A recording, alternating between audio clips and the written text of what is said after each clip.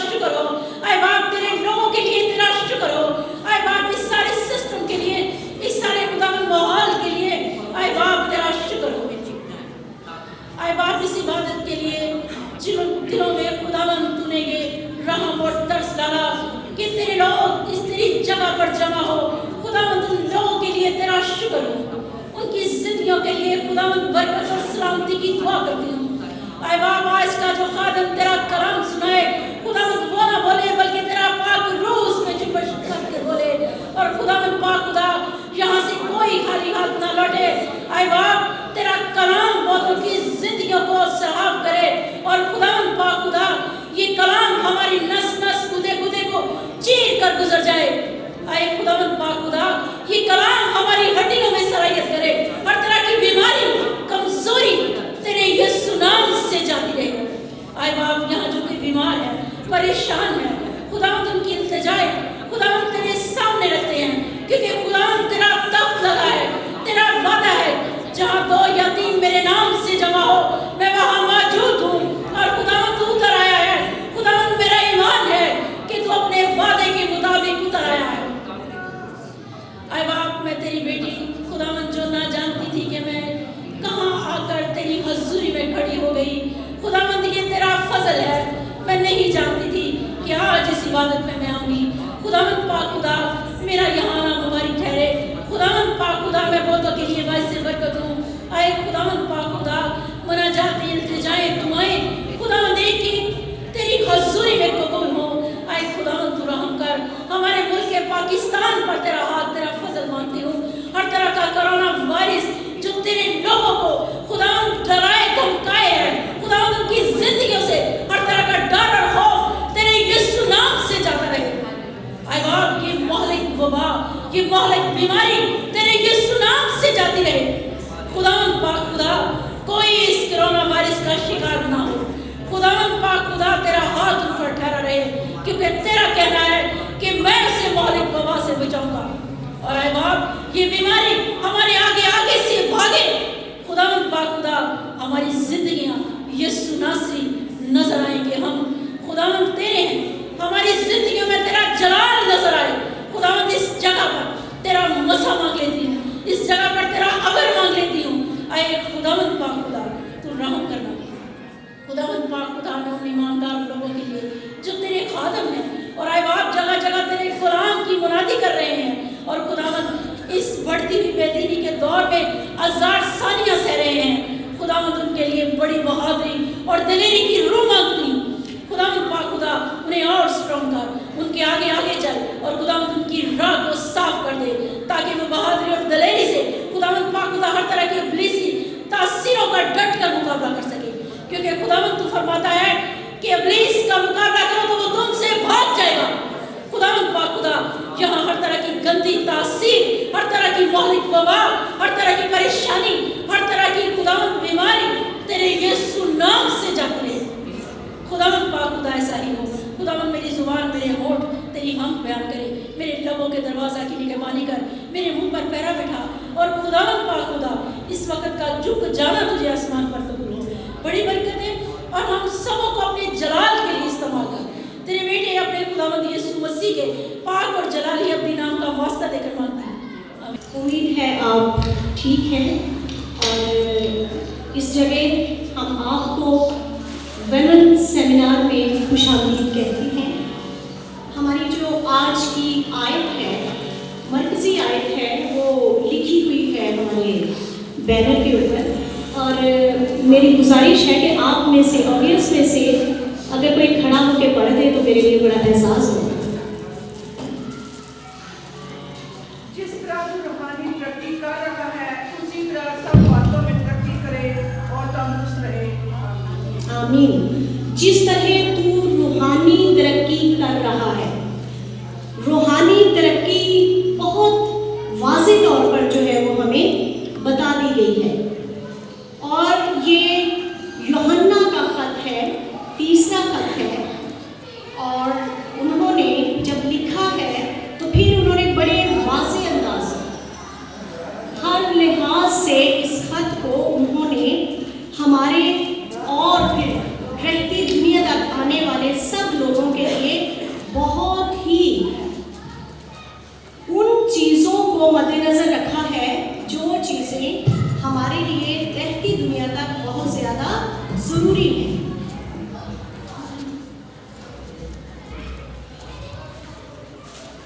यहाँ जो वर्ड्स लिखी है इसमें हमने देखा है तीसरा यूहन्ना पहला बाब और उसकी चौथी आयत है।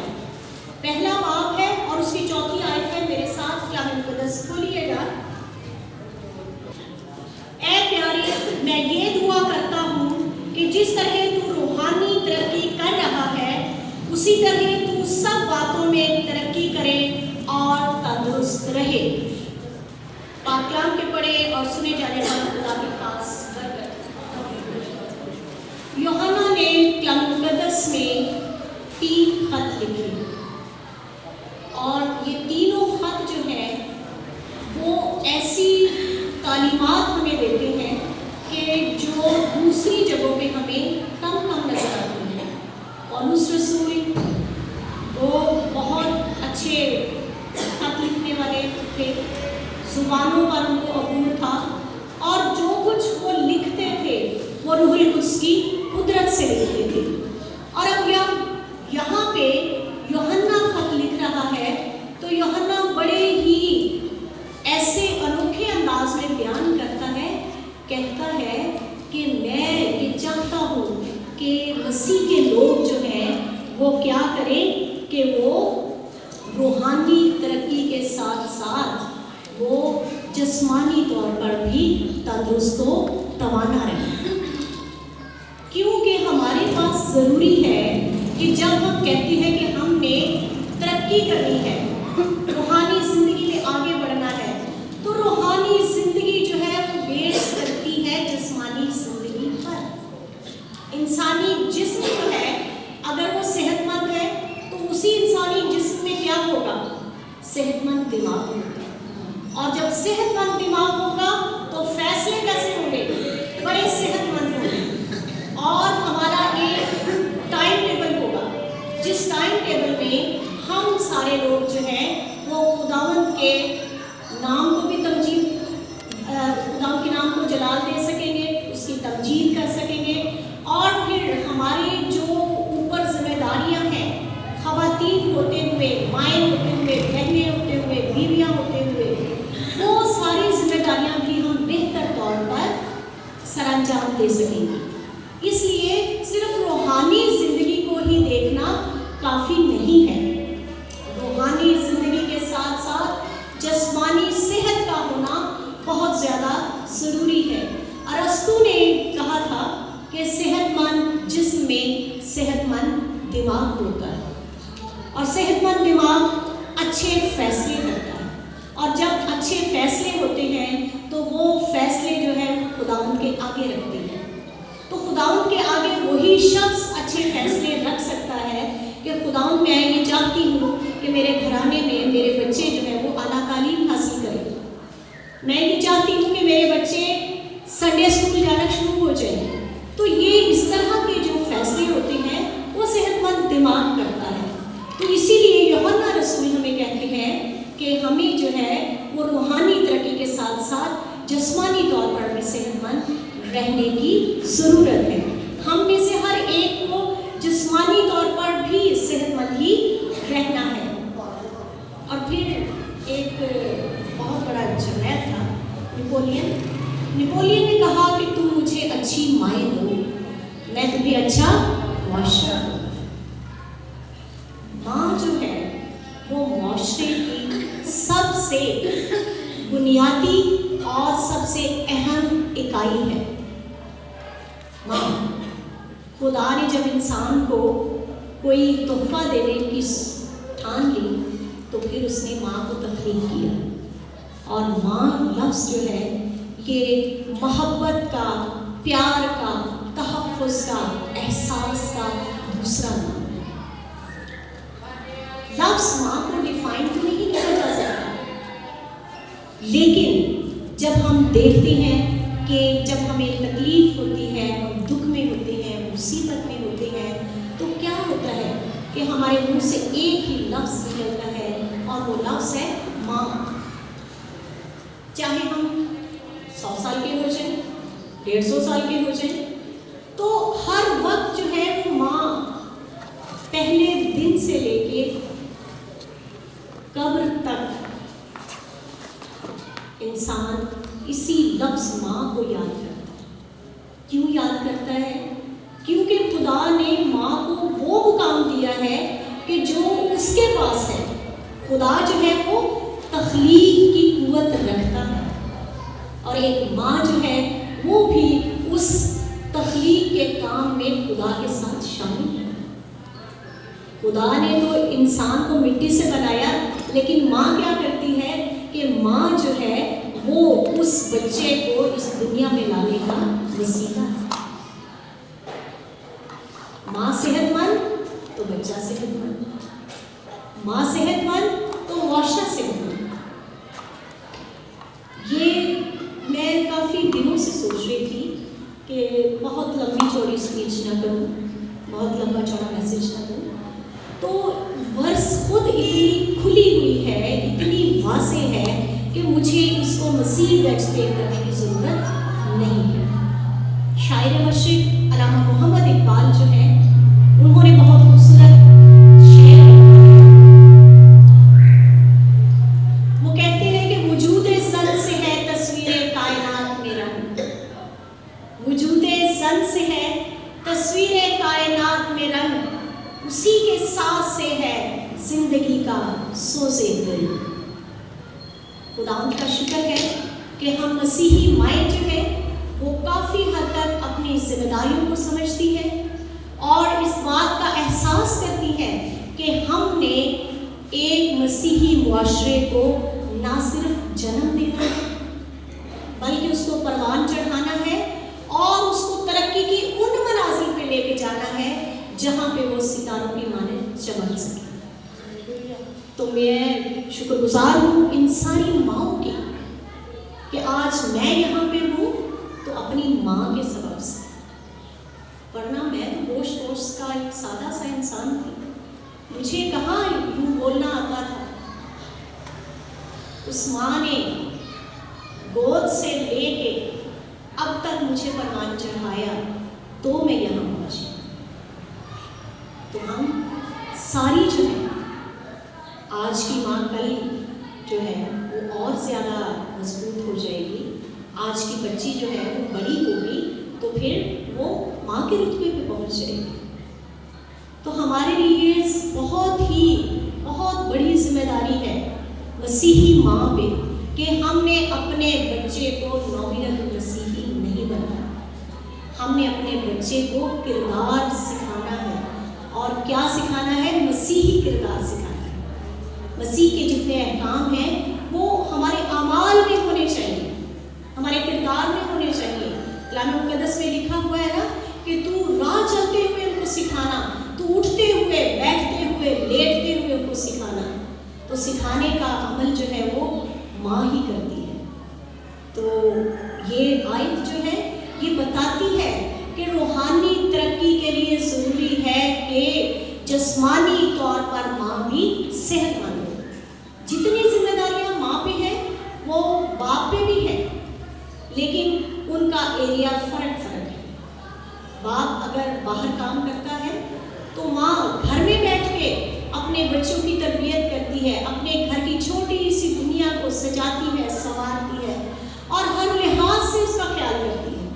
वो कभी नहीं चाहती कि उसकी जो ये बनाई हुई प्यारी सी छोटी सी दुनिया है किसी तरह से शैतान या कोई और ऐसी कुव्वत आकर उसको ख़राब करे।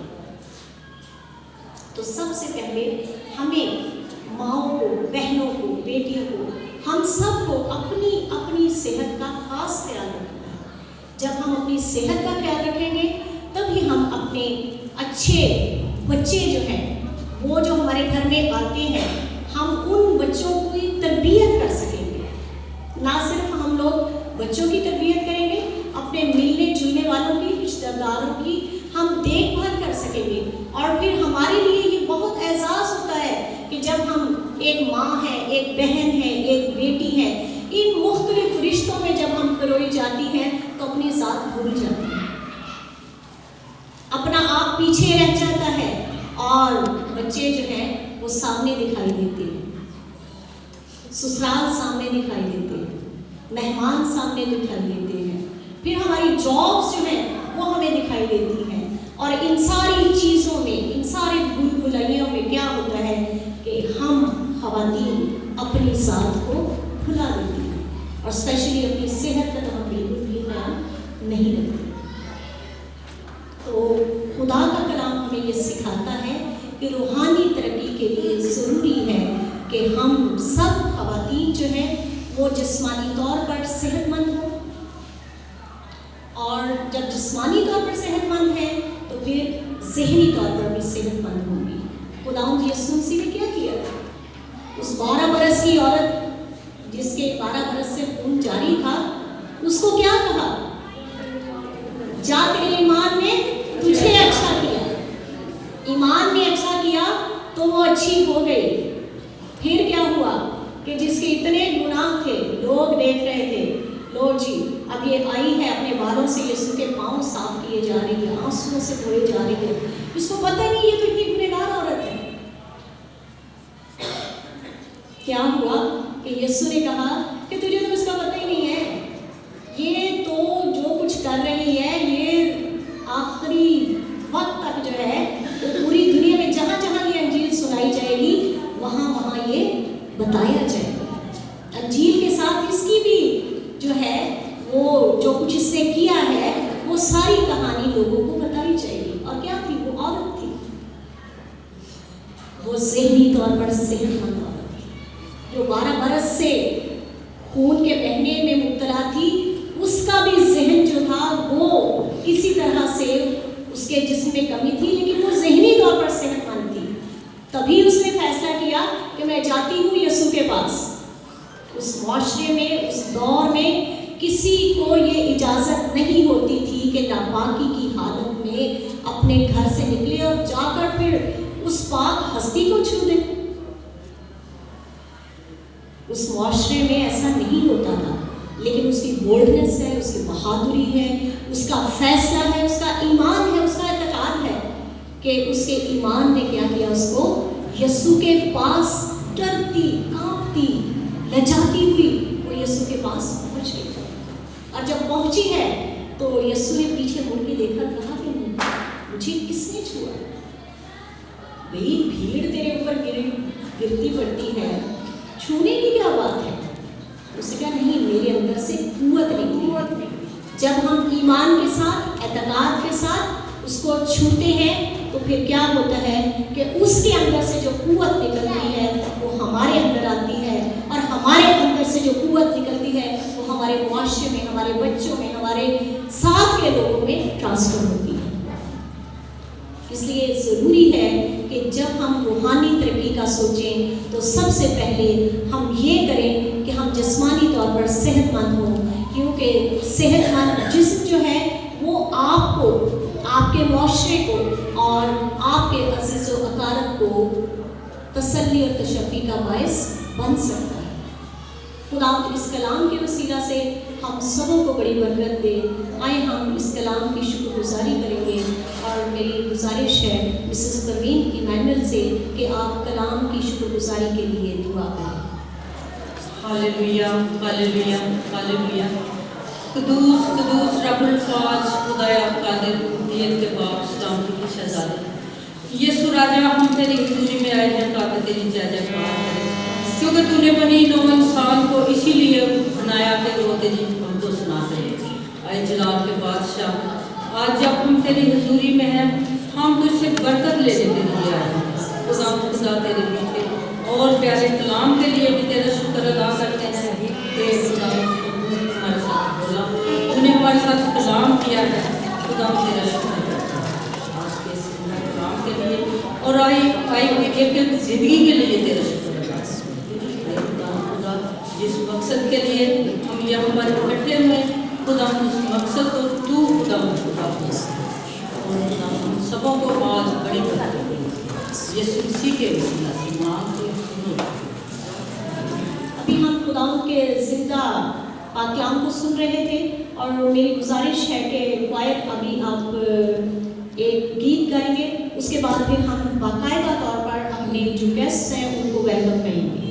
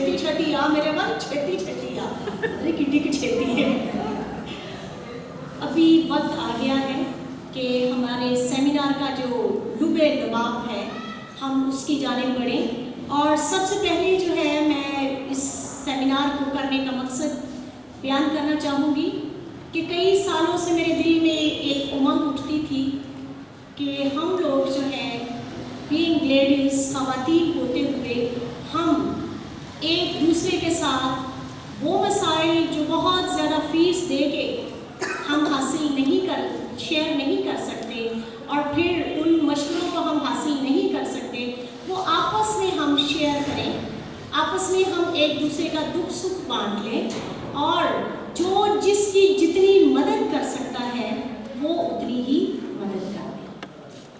तो खुदा का शुक्र है कि आज 27 नवंबर 2021 को खुदा ने अपनी पाक मर्जी से इस बात को मुमकिन किया कि हम मिलकर जो वुमेन मेडिकल अवेयरनेस का है उसको हम तरतीब दे पाएंगे।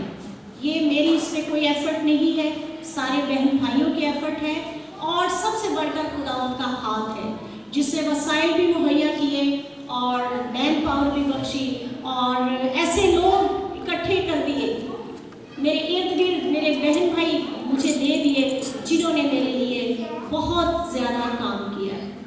अभी भी मैं गई थी, अभी मेरी क्लास चल रही थी, तो कभी मैं क्लास अटेंड कर रही हूँ, कभी प्रोग्राम में आ रही हूँ, तो आप सब ने इतना अच्छा ताउन किया है कि हमारे जो गेस्ट हैं हम उनको खुशामदीद कहने के काबिल हुए हैं। उसके साथ साथ एंजल है और एक जो है मिसेस ओबेद है यहाँ पे। मेरी गुजारिश है आप भी प्लीज सामने तशरीफ लें। अब हम अपने आने वाले जो मेहमान हैं जिनके वसीला से हम इस काबिल हो सके कि हम आज का सेमिनार तरतीब दे सकें, सबसे पहले जो है हम अपने चीफ गेस्ट जो है हमारे आज के सेमिनार की चीफ गेस्ट है मिसेस सुनीता अलीम। भरपूर तारीफ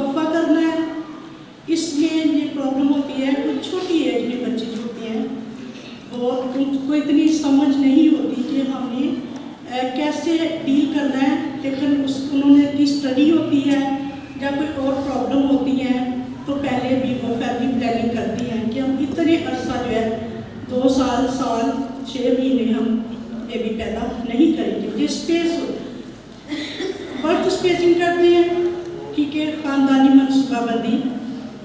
जब मियाँ बीवी शादी के बाद मनसूबाबंदी बनाते हैं कि कितने बच्चे पैदा करते हैं, एक से दूसरे बच्चे में कितना वक्फा करना है, ये प्लानिंग मियाँ बीवी वहाँ मिलकर करते हैं।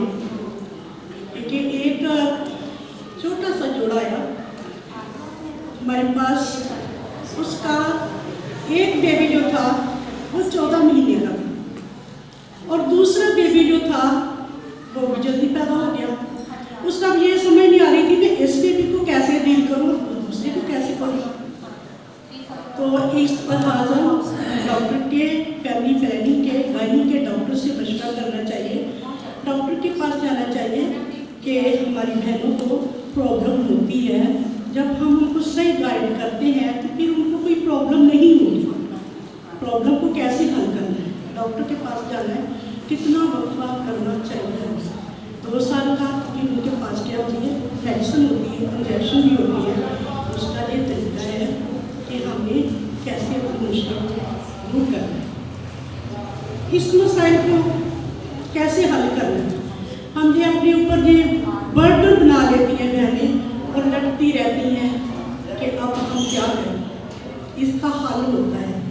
और वो जो जोड़ा हमारे पास छोटा सा आया था, इतने मतलब के 18 साल और 20 साल 33 साल की शादी होगी उनकी, तो तकरीबन इतने थे। डॉक्टर मेरी हंसकर कहती है कि आप उससे डॉक्टर के पास जाइए जहाँ से आपने डिलीवरी करवाई है, उनके पास जाके आप मशवरा करें कि अब हमारे पास 2 बेबी हैं, इनकी हमने कितनी करनी, कितना वफा करना।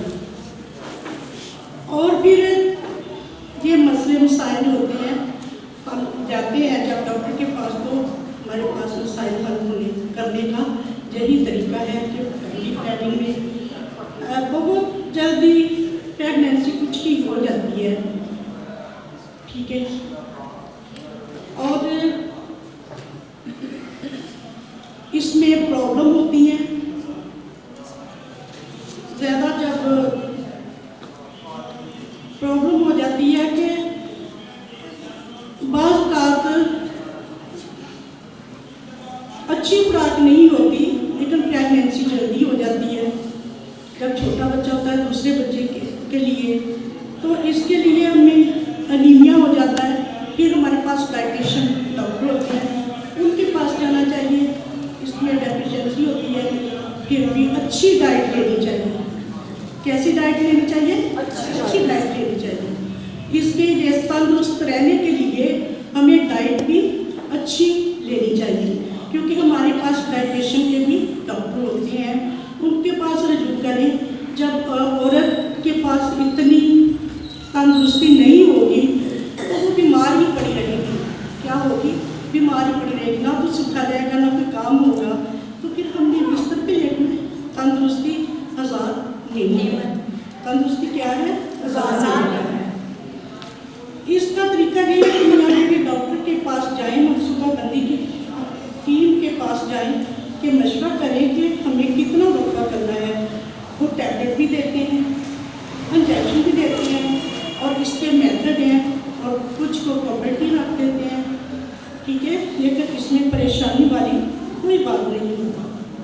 वो अच्छा गाइड करते हैं, बजाय कि हम ज़्यादा मसले में पड़े। जब थोड़ा मसला होता है फिर ही डॉक्टर के पास चले जाए। कि मेरे पास मसले मसाइल के लिए मेरे पास जो टॉपिक है, इसी तरह से गायनी का मुझे दिया गया है, जिसमें कुछ औरतें होती हैं उनको ये पता नहीं होता कि ब्रेस्ट फीड कैसे करवानी है, वो उससे भी परेशान होती हैं कि बच्चे को कैसे फीड करानी। कुछ बच्चे दूध नहीं पीते और उनको ये भी टेंशन होती है, लेकिन अगर नहीं बच्चा दूध पीता तो उसको अगर डॉक्टर के पास जाना चाहिए कि इसको कौन सा दूध पिलाना चाहिए। अच्छी डाइट देने के माँ अपना फीड निकाल के फीडर के थ्रू भी दे सकती है। फीडर से देने से भी बच्चे का पेट अच्छी तरह से भर जाता है, लेकिन ओवर ईटिंग नहीं देनी कि जिससे बच्चा बीमार हो। बच्चे को भी सेहतमंद रखना और अपने आप को भी सेहतमंद रखना। ये गायनी की बहुत सारी प्रॉब्लम होती हैं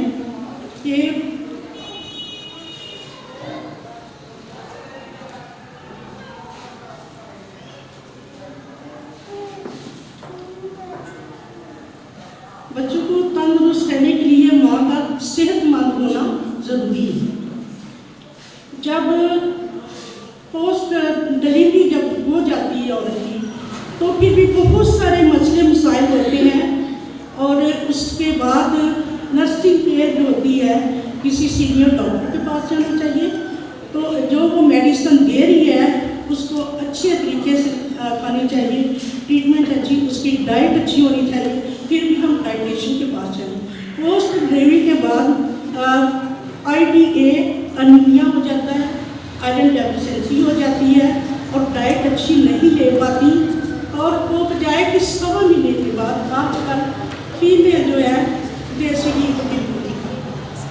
पहले औरतें सब हमें बताती हैं कि मैंने 5 किलो का खाया, मैंने इतना रेट के खाया। अब तो हम देसी घी के करीब भी नहीं जाते। इसलिए हमारी बहनें, हमारी बेटियाँ इस तरह से कमज़ोर और विचार पर पड़ी रहती हैं।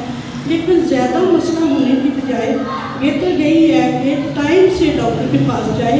अगर ब्लीडिंग हो रही है डिलीवरी के दौरान, कुछ तो 1.25 महीने तक होती रहती है, कुछ को नहीं होती, ठीक है। लेकिन अगर ज़्यादा हो जाए तो इसमें ब्लड लगवाना पड़ता है, डाइट अच्छी लेनी पड़ती है।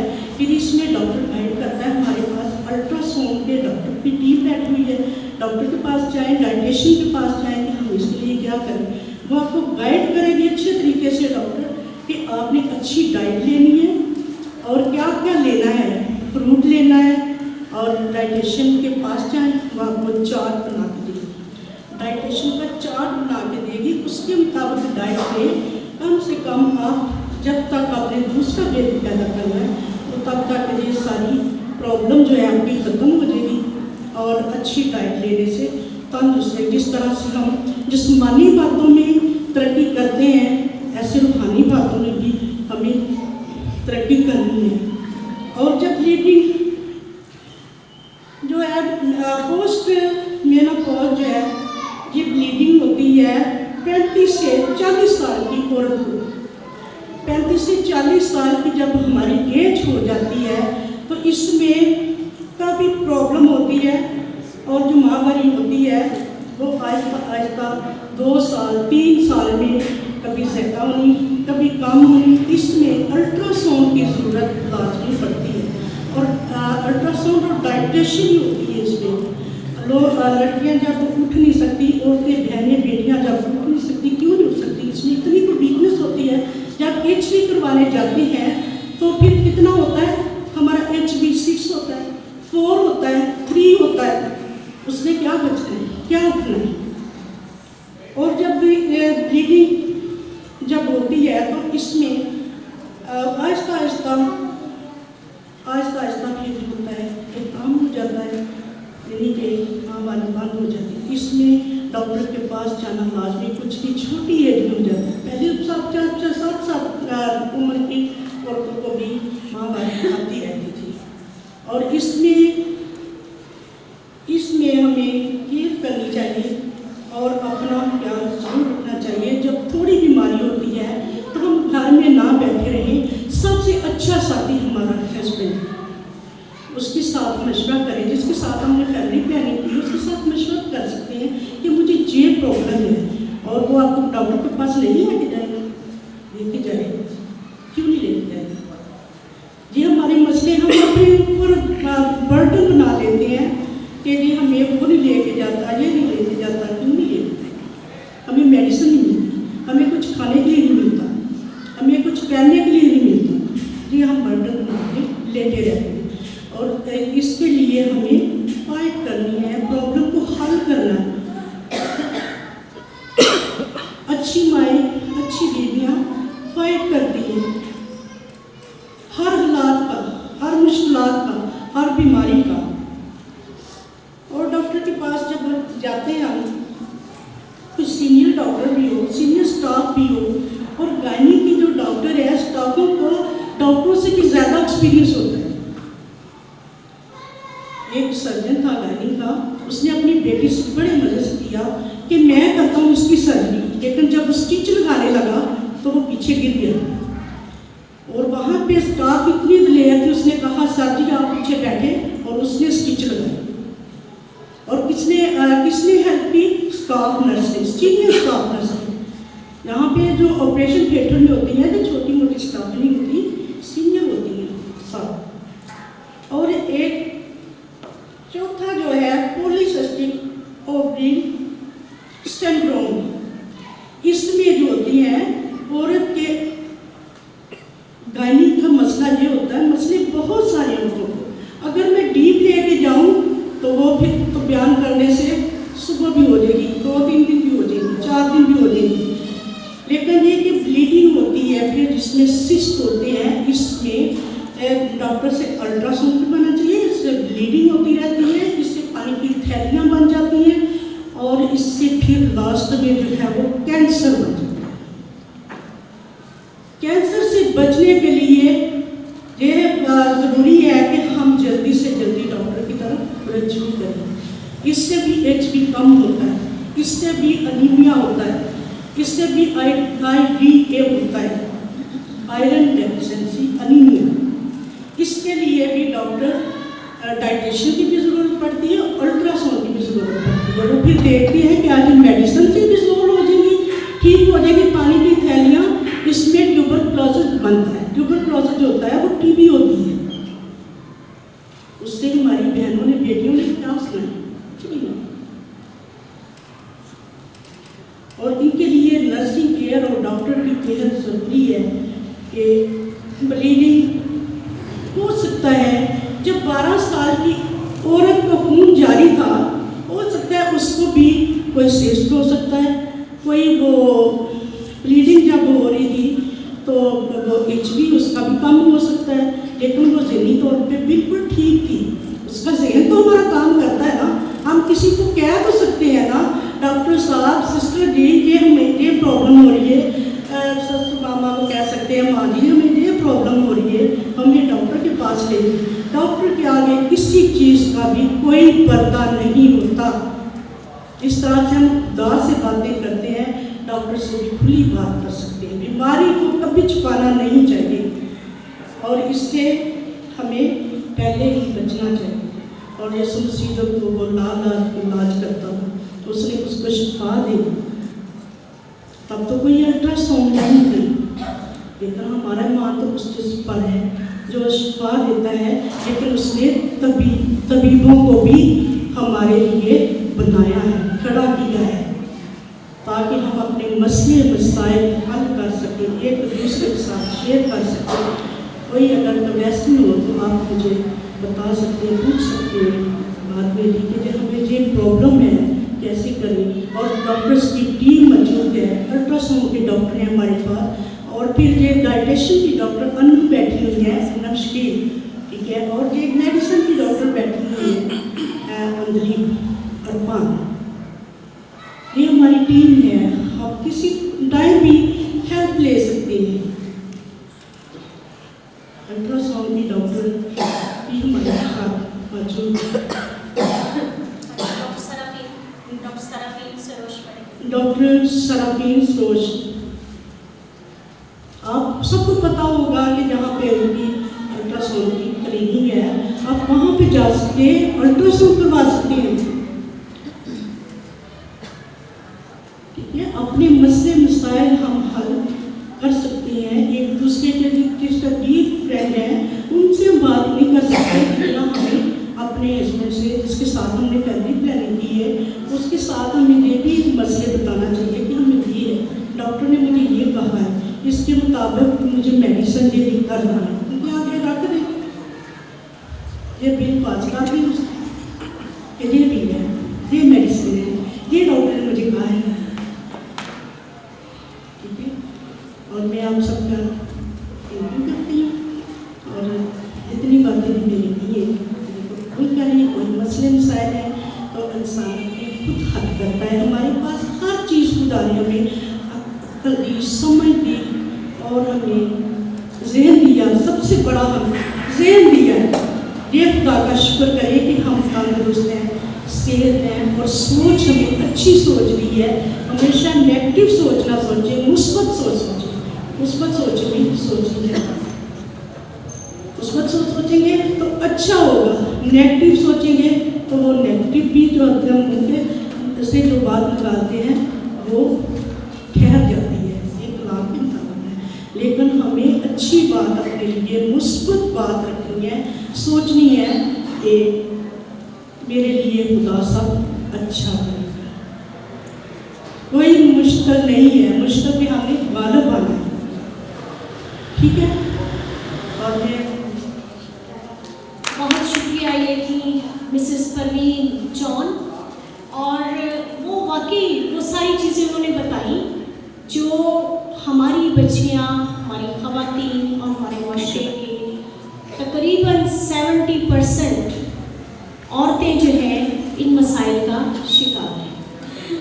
और अब मैं दावत दूंगी, मेडिकल स्पेशलिस्ट हैं ना सिर्फ अंदरूने मुल्क पाकिस्तान में, बल्कि पाकिस्तान से बाहर भी अपनी नर्सिंग सर्विसेज पेश करती रही हैं, और फिर कई सालों से वो शेख ज़ैद हॉस्पिटल में बहुत अच्छे मुकाम पे फायज हैं। आप सबकी भरपूर तालियों में मिसेस अंतलीन खान। मैं सिस्टर शायदा शफकत की बहुत ज़्यादा शुक्रगुजार हूँ कि उन्होंने हमें ये प्लेटफॉर्म दिया कि हम सब अपने मसलों को डिस्कस कर सकें। मेरे लिए जो टॉपिक है वो मेडिकल अवेयरनेस में मेडिकल का है। हम आज की आयत के मुताबिक थोड़ा सा देखेंगे।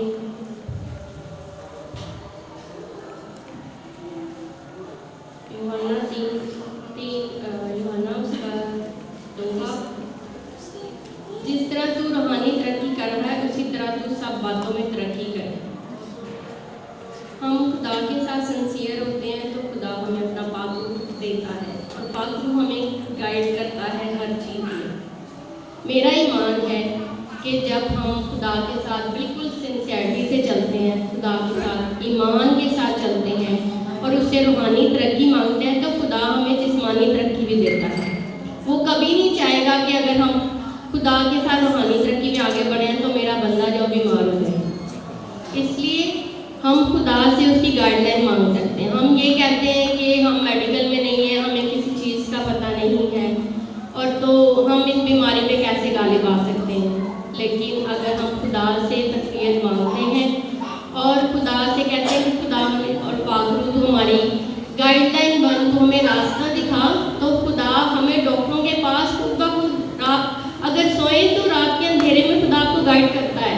ये मेरा ईमान है, क्योंकि मेरे पास गवाही है कि मेरा बेटा है, जब मैं बाहर थी तो प्रीमेच्योर वहाँ पे पैदा हो गया, तो मेरे पास तो कोई गाइडलाइन नहीं थी। मैं हमेशा खुदा के साथ कोशिश करती हूँ, क्योंकि हर बंदा परफेक्ट नहीं होता है, तो कोशिश करती हूँ कि खुदा के साथ सिंसियरिटी से चलूँ। तो खुदा ने वहाँ मुझे बहुत गाइड किया। वो 6.5 मंथ का था जब पैदा हुआ, तो डॉक्टर कहते थे कि ये 50-50 चांसेस है बचेगा कि नहीं, लेकिन खुदा की तरफ से मुझे अक्ल-ओ-दनाई मिली और डॉक्टरों की हेल्प से, और हमेशा मैंने खुदा पर तवक्कुल करके हर फैसला किया है। खुदा ने मुझे पता हमेशा बख्श दिया है, इसमें खुदा का शुक्र है। तो अभी वो बेटा मेरे पास है, मैं लेके तो नहीं आई, वो 9 साल का हो गया है। तो मतलब हर रोज़ का कोई ना कोई नया टेस्ट होता था, आज ये वीक है, ये वीक है, इस तरह है, कुछ इस तरह। लेकिन मैंने ईमान के साथ आगे बढ़ के उसे यहाँ तक लेके आई हूँ कि आप उसको देख के कह नहीं सकते कि ये एबनॉर्मल है। मतलब ज़्यादातर लोग उसकी शक्ल सूरत पे जाते हैं, लेकिन वो इतनी बातें और खुदा की हम करता है कि आप नहीं कह सकते कि इसको कुछ पता नहीं। मैं इसमें अपनी बड़ाई नहीं बता रही हूँ, सिर्फ ये बता रही हूँ कि एक माँ, एक बेटी, एक बहन, अगर उसमें हिम्मत है, हौसला है और एनर्जी है तो वो सब कुछ कर सकती है। ठीक है, ये मत कहिएगा कि मैं ये नहीं कर सकती, मैं घर में बैठी हूँ, मैं जॉब नहीं करती हूँ, मैं इस तरह कुछ भी नहीं होता। अगर आप लोग खुदा के से तकवीत मांगते हैं तो खुदा आपकी हर राह सीधी करता जाता है। मेरे मतलब मुझे जो सिस्टर जी ने कहा है कि मेडिकल के बारे में बताने के लिए, तो हम लोग डॉक्टर्स तो नहीं हैं, लेकिन डॉक्टरों के साथ असिस्ट करवा के काफ़ी चीज़ों का हमें पता चल जाता है। तो सबसे पहले जो मेडिकल में है वो मेंटल हेल्थ होती है और फिर फिजिकल हेल्थ। अगर आप दिमागी तौर पर चुस्त हैं और आप हर चीज़ पर सोच रहे हैं, आप दिमागी तौर पर बीमार नहीं हैं, तो आप फिजिकली भी कर लेंगे, ठीक है। लेकिन ज़्यादातर ये होता है कि हम सोच के बैठ जाते हैं, हमें कोई छोटी सी भी बीमारी हो जाए तो हम कहते हैं बस हम बिस्तर से नहीं उठ सकते। हम लोग फीमेल्स हैं और हमें ज़्यादा स्ट्रॉन्ग होना है अपने बच्चों के लिए, अपने हस्बैंड के लिए, अपनी फैमिली के लिए। अगर हम लोग ही थक के बैठ जाएंगी, अब हम अपने अगर बुजुर्ग माओं को या उनसे पहले नानी दादी को देखें तो उन्होंने इतने बच्चे पैदा किए होते हैं और वो उनको पाल के अभी तक वो हमारे साथ शाना बशाना चल रही है, अगर जिन लोगों के हैं। लेकिन हम क्या, जो नई नस्ल है, हम क्या करते हैं, हम बस थक के बैठ जाते हैं, हमसे नहीं होता, हम तो थक गए हैं, हमें ये हो गया। अगर कहें तो कहेंगे जी पुराने ज़मानों में तो उन्होंने देसी घी खाया हुआ है, ये किया हुआ है, ऐसे ऐसे नहीं है। सिर्फ ये था कि वो दिमागी तौर पे काफ़ी एक्टिव थी, वो चलती थी, उन्हें पता होता था कि अगर हमारा जो हस्बैंड है वो बाहर काम करने गया तो ये हमारी जिम्मेदारी कि हमने घर को संभालना है। उसके साथ अब तो ये चले हम लोग अपने हस्बैंड के साथ हेल्प करके जॉब भी कर रहे हैं, लेकिन हमारी जिम्मेदारी घर संभालना है। ये अपने जहन में अपनी बच्चियों को जब शादी करते हैं और उनको शुरू से सिखा के भेजें कि ये आपने करना है, घर उधर जाके ये नहीं कहना कि हमने ये नहीं करना, हम जॉब करेंगे, हम ये करते हैं, ठीक है। अब मेडिकल में सबसे पहले आ जाता है, अगर हम अपनी मेंटल और फिजिकल हेल्थ दोनों को देखते हैं तो हमें सबसे पहले जो है अपनी क्लीनिनेस का ख्याल, सफाई का ख्याल रखना चाहिए। बहुत सारी बीमारियां जो है वो सफाई ना होने से पैदा हो जाती हैं। आजकल मोस्टली बच्चे जो हैं घर का साफ सुथरा खाना नहीं खाते हैं और जी क्या पैसे दे दें, सलांटी ले लिए, खा लिया, वो खा लिया, जिससे उनके गले खराब होते हैं, फ्लू लगता है, पेट खराब होता है और वो आगे जाके बड़ी बीमारियों में तब्दील हो जाता है। कोशिश करें, माएँ और बहनें सारी बैठी, मैं उनसे रिक्वेस्ट करती हूँ कि अपने बच्चों को जो है घर पे जो देखते हैं टीवी में, या कोशिश करके, आजकल तो ये इंटरनेट है, आप वहाँ से बहुत कुछ पकाना सीख सकती हैं, अपने बच्चों के लिए घर पे पकाएं और उनको कोशिश करें कि पैसों का तो बिल्कुल ख़त्म कर दें। अगर वो स्कूल जाते हैं तो किसी लालच के साथ, मतलब आप उनको कहें ठीक है ये 6 दिनों में मैं 1 दिन आपको पैसे दूंगी, बाकी दिन आपने लंच अपना फिनिश करके आना। बच्चे बड़ी जल्दी मान जाते हैं क्योंकि वो मासूम होते हैं, आप जैसे उन्हें चलाना शुरू करेंगे ना वो वैसे ही चलेंगे। उनके लिए यही है कि साफ़ सुथरा डाइट उनको दें, उनको साफ़ सुथरा रखें, उन्हें मतलब हर रोज़ बताएं कि आपने नहाना है, सर्दी है या गर्मी। जब आप एक उनकी रूटीन डाल देंगी तो वो उसी पे ही चलेंगे, वो बूढ़े होते भी ना उनको वो रूटीन ख़त्म नहीं होगी। इसलिए तो कहते हैं कि माँ की गोद जो होती है वो पहला स्कूल होता है, उसमें जो बच्चा जो कुछ सीख लेता है ना, उसके बाद वो ज़िंदगी इधर से उधर हो जाए, माँ है नहीं है उसने उसी डगर पे चलना है, ठीक है। उसके बाद है कि आप उनको अच्छा साफ सुथरा पानी दें। अगर घर में फ़िल्टर नहीं है, कुछ नहीं है, तो आप बॉयल वाटर दे सकते हैं। उसमें यह है कि थोड़ी सी आपको मेहनत करनी पड़ेगी। अगर तो आप हाउस वाइफ हैं तो आप वेल एंड गुड कि आप बहुत अच्छा घर को मैनेज कर सकते हैं, लेकिन जो वर्किंग लेडी है वो भी बहुत अच्छा मैनेज कर रही है। आप उनको साफ सुथरा घर दे सकते हैं। इस तरह ज़्यादातर जो है प्रॉब्लम हमारी बीमारियों की वो सफाई ना होने की वजह से होती है। मेंटल हेल्थ में ये आ जाता है कि आप मेंटली अगर फिट हैं तो आप घर को भी पूरा टाइम देंगे। घर में अगर कोई लड़ाई झगड़ा कोई कुछ है तो कोशिश करें जल्द से जल्द उसको ख़त्म करें, क्योंकि अगर ये चीज़ें ज़्यादा धूल पकड़ लेती हैं तो फिर घर में डिस्टर्बेंस शुरू हो जाती है, जिसपे आपके पूरा घर जो अफेक्ट होता है। उसके बाद डिप्रेशन में भी लोग जाना शुरू हो जाते हैं अगर मेंटली हेल्थ उनकी अच्छी नहीं है, खाना पीना ठीक नहीं है, बैलेंस डाइट नहीं है। अभी हमारे साथ जो डॉक्टर साहबा बैठी हैं वो आपको डाइट के बारे में बताएंगी कि वो आप कैसे बैलेंस डाइट ले सकते हैं। तो कोशिश ये करें कि अपने घर में स्मूथ माहौल रखें, ताकि अगर आप मेंटली फिट हैं तो आप फिजिकली भी फिट रहेंगी। खासतौर पे छोटे बच्चों के मिसाइल आते हैं, फीमेल के हैं हाइपरटेंशन, मतलब बीपी ज़्यादा हो जाता है, वो किस वजह से होता है? सोचने की वजह से, लड़ाई झगड़े की वजह से।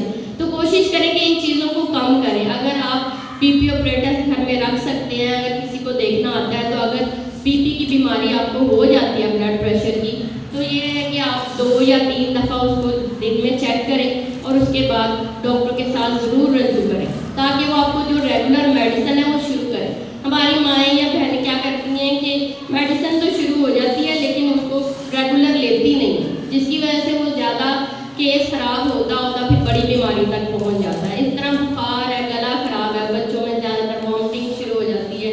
सबसे ज़्यादा मेन यही कॉज होती है कि जैसे अभी सर्दी का मौसम आ गया तो आप कोशिश करेंगे सर्दी आने से पहले ही उनको गर्म कपड़े हल्के हल्के पहनाने शुरू करें। कुछ माओं को मैंने देखा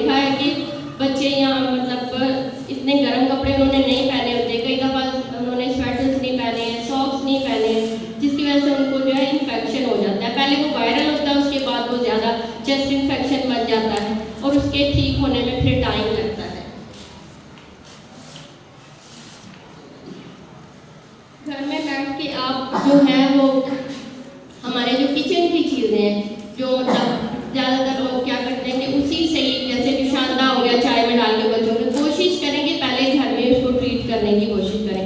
बुजुर्ग जो हमारे घर में, हर एक, ये खुदा का शुक्र है कि घर में कोई ना कोई बुजुर्ग होता है, उससे पूछ सकते हैं आप कि ये इस तरह हो गया, इसकी चेस्ट खराब हो गई है। बल्कि मुझे तो ये लगता है कि जो देसी दवाइयाँ जैसे घरेलू टोटके कहते हैं, उससे बच्चा जल्दी रिकवर हो जाता है, बजाय हम लोग डॉक्टर के पास भागते हैं और कहते हैं कि डॉक्टरी दवाई दे दें या इसको ऐसे फ्लूइड लगा दें, इंजेक्शन लगा दें इसको। लेकिन वो अगर घर में ट्रीट नहीं हो रहा है तो फिर आप डॉक्टर के पास जाएं, और अगर वो दवाई देता है तो रेगुलर उसको बाकायदगी से वो दवाई उसको दें, ताकि बच्चा जो है वो जल्द ठीक हो। अगर आप खुद हेल्दी हैं तो फिर बच्चे भी हेल्दी होंगे, आपका घर भी सारा हेल्दी होएगा। लेकिन अगर आप खुद वीक हैं तो उसमें फिर सारा घर सफ़र करेगा, क्योंकि ये है कि घर का जो क्या कहते हैं डॉक्टर है ना, वो माँ होती है, और अगर माँ ही बीमार है तो आगे फिर आपको सोचने हर चीज़ जो है वो डिलेड होती जाएगी। Thank you very much. ये थी हमारी मेडिकल स्पेशलिस्ट। और किसी शायर ने कहा है, सुना है बोले तो बातों से फूल झड़ते हैं। तो बातों से फूल उसी वक्त झड़ेंगे जब आपके अंदर कुछ होगा और कुछ पॉजिटिव होगा। आप सबकी भरपूर तालियों में तशरीफ लाती हैं डॉक्टर अनम शकील। भरपूर से तालियां मैं आपको न्यूट्रिशन के हवाले से बताऊंगी। सबसे पहले आप लोग मुझे बताएं यहाँ पर कितनी औरतें बैठी हैं, क्योंकि हर एज ग्रुप से हैं, यंग भी हैं, मिडिल एज की भी हैं, ओल्ड भी हैं। कितनों के घुटनों में, कमर में हर वक्त दर्द रहती है? ऑलमोस्ट सभी के है ना। हम लोग खाना भी खाते हैं लेकिन फिर भी हमें दर्दें रहती हैं, क्योंकि हम लोग खाना तो खाते हैं लेकिन बैलेंस डाइट नहीं लेते हैं। या तो किसी चीज़ की बहुत ज़्यादा ज़्यादती होती है या किसी चीज़ की बहुत ज़्यादा कमी होती है। अब मैंने जो मेरी 5 इयर्स की डिग्री है, इसके दौरान मैंने 1 साल गंगाराम में इंटर्नशिप की है, गंगाराम हॉस्पिटल में। जब मैंने वहाँ पर इंटर्नशिप की है तो जो औरतों के मेजर मसाइल होते थे वो क्या होता था, उनमें कैल्शियम की कमी होती थी, विटामिन ए की होती थी, विटामिन डी की होती थी, और जैसा कि बताया मिसेस परवीन ने कि आयरन की अनीमिया की होती थी उनमें कमी। तो कैल्शियम क्या है कि हम लोग दूध, आप लोगों में से कितने लोग रोज़ दूध पीते हैं, दूध या दही? बस एक ही है जो रोज़ नहीं पीती है। अच्छा, आप हैं। अक्सर अब देखिए ये भी कहा जाता है, हम लोगों को जाहिर है अपने फाइनेंसेस को भी देखना पड़ता है, दूध दही लेने के लिए हर जगह पे एक्सपेंसेस लगते हैं। लेकिन मैं आपको ये बताऊंगी कि ज़रूरी नहीं है कि अगर आपने न्यूट्रिशन को फॉलो करना है, अगर आपने डाइट को फॉलो करना है तो आपके पास कोई बहुत ज़्यादा पैसे होने चाहिए। नहीं, अगर आप दूध नहीं पी सकते तो अगर आप दिन में, आजकल सर्दियाँ हैं, 2 ऑरेंज भी खा लेंगे तो वो दूध के 1 गिलास के बराबर है। जितना आपको दूध के 1 गिलास से कैल्शियम मिल रहा है उतना ही आपको उन 2 ऑरेंज से भी मिलेगा।